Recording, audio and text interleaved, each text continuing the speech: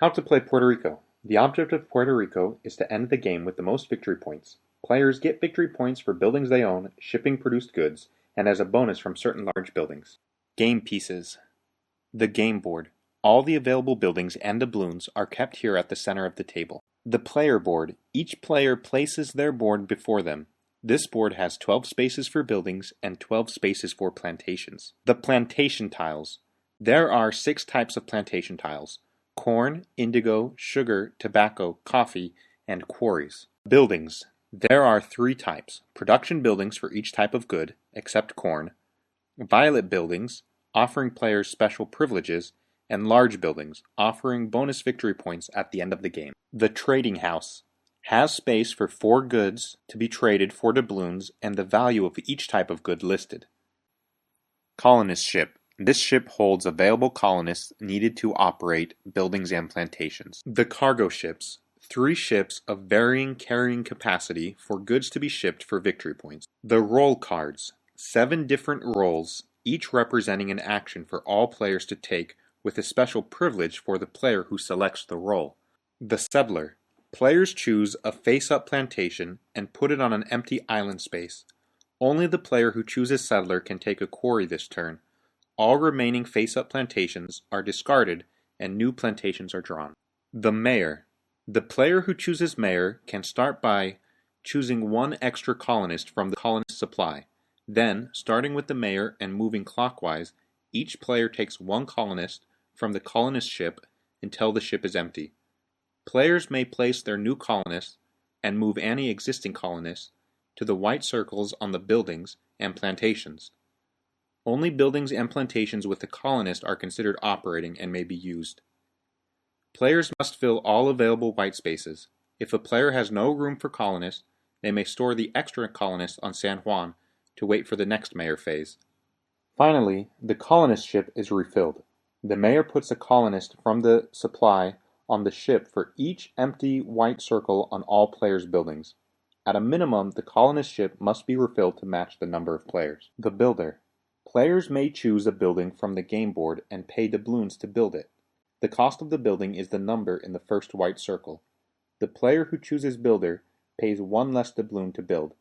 Each occupied quarry also reduces the building cost by 1, but you can only use 1 quarry for buildings in row 1, 2 quarries for row 2, 3 for row 3, and 4 for row 4. Players may only build 1 building at a time and can never have 2 of the same building. Once placed, buildings cannot be removed. The Craftsman. Starting with the Craftsman and moving clockwise, players take goods from the supply according to the occupied plantations and occupied spaces on plantation buildings. Both the plantation and production building need a colonist, except for corn, which doesn't have a production building. Finally, the craftsman may take 1 extra good from the supply of a type they produced. Players place their goods on the windrows of the player board.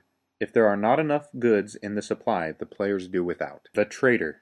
The trader can sell a good for the corresponding price and gets 1 extra doubloon as their privilege. Moving clockwise from the trader, players can also sell goods. Only 1 type of each good can be in the trading house at a time. If the trading house is full, then no more goods can be traded that turn, and the 4 goods are returned to the supply. If there are fewer than 4 goods, the goods remain in the trading house until the next time it fills. The captain. Starting with the captain and moving clockwise, players take turns shipping goods until no one has goods available to ship. When shipping, players must follow these rules. Only 1 type of good per ship. Only 1 ship may have a type of good at a time. Goods can't be loaded on full ships. Players must load all of 1 type of good if a ship is available. Players must load an empty ship that allows them to ship as much as possible. But players may choose what order to ship goods regardless of number. Players get 1 victory point for each barrel they load onto the ships, regardless of what type of good it is. The player who selected captain gets 1 extra victory point the first time they load a ship. When no more goods can be shipped, players may store only 1 barrel of their leftover goods on their windrows. The remaining barrels must be returned to the supply. Finally, all full ships are emptied. The Prospector. The player who chooses this role takes 1 doubloon from the bank. Nothing more happens. The buildings. There are 21 buildings. The red-brown number in the upper right corner shows how many victory points the building is worth. Small market. 1 extra doubloon when selling a good. Hacienda. On the settler phase, the player may take a plantation from a face-down pile and place it on their island. They may then choose a face-up plantation as normal. Construction hut. The player may choose a quarry instead of a face-up plantation on the settler phase, even if they did not choose the settler role. Hospice. When the player chooses a face-up plantation or quarry, they may immediately place on it a colonist from the supply. Small warehouse. In addition to the 1 barrel stored on the windrows during the captain phase, the player may store all barrels of 1 type of good. Office. The player may sell a good regardless of if that type of good is already in the trading house. Large market. The player gets an extra 2 doubloons when selling a good. Large warehouse. The same as the small warehouse, but players can store 2 types of good on the captain phase. Factory. The player earns doubloons from the bank every time they produce different types of good. 1 doubloon for producing 2 types of goods, 2 doubloons for 3 types, 3 for 4, and 5 for 5 types. University. When building a building, the player may place 1 colonist from the supply on the new building. Harbor. Each time the player loads goods on a cargo ship, they get 1 extra victory point. Wharf. Once during each captain phase, the player may choose at any time to load all their barrels of 1 type of good onto an imaginary cargo ship in their wharf, even if an existing cargo ship already has that good loaded on it. Large buildings. These buildings offer the chance for bonus victory points at the end of the game. They must be occupied for players to get the bonus points. Guild Hall. 1 victory point for each small production building owned, and 2 victory points for each large production building. Residence.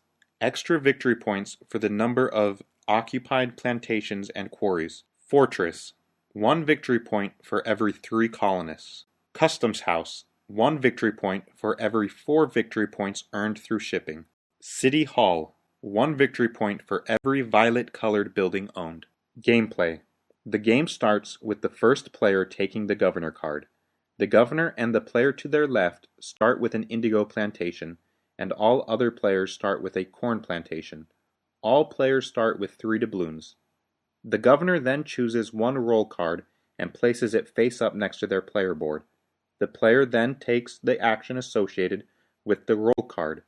The player can choose not to take the action if they want, with the exception of captain.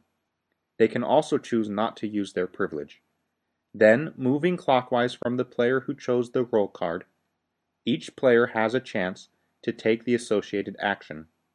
After each player does the action or passes, the player to the governor's left chooses 1 of the remaining roll cards and takes the action. Moving clockwise again, each player may take the action, and then the next player in line chooses a roll card. This pattern continues until every player has chosen a roll and 3 roll cards remain.